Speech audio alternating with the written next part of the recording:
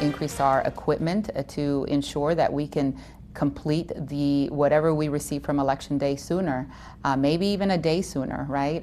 That's our goal. We want efficiency, but most importantly, accuracy. Early voting starts in just about a month, and soon after that, ballots will hit mailboxes all across Clark County.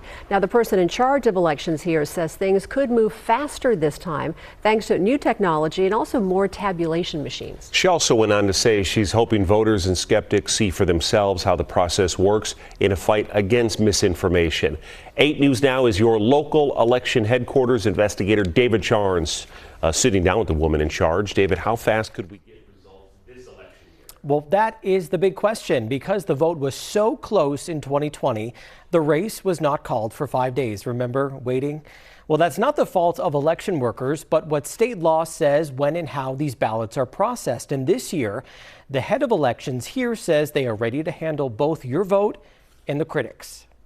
We do have deadlines we have to abide by, and we want to do the job as quickly, as efficiently as possible, and accurately. Clark County Registrar of Voters Lorena Portillo knows all eyes will be on her office come Election Day, when just a few thousand votes could determine the winner of the presidential election. We're not concerned with breeding as fast as we can. We are concerned with making sure that we're accurate in what we report. In 2020, Portillo's predecessor echoed that message as the margin between candidates was too close to call for days. The office going as fast as it could amid an influx of mail-in ballots and the process of certifying and curing signatures. In simple terms, it is not just accepted.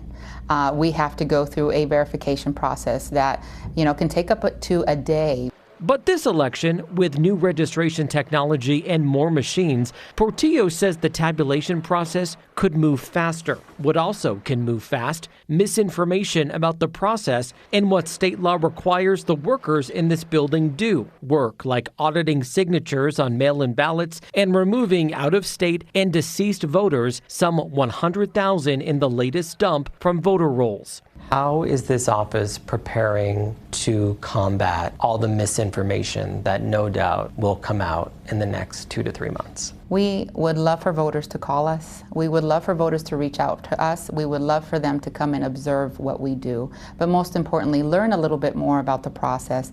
A tedious process that includes voting machines that don't connect to each other or to the internet. And with the added scrutiny of what happens here, it's a process that could have national impact.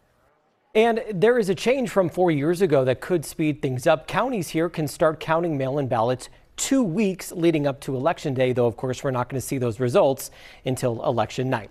Just today, the Trump campaign and state and national Republicans filed a lawsuit claiming thousands of non-citizens are registered in Nevada to vote. Now, they came to this conclusion by comparing a list of people who showed immigration documents at the DMV when they applied for IDs or driving cards to the voter rolls.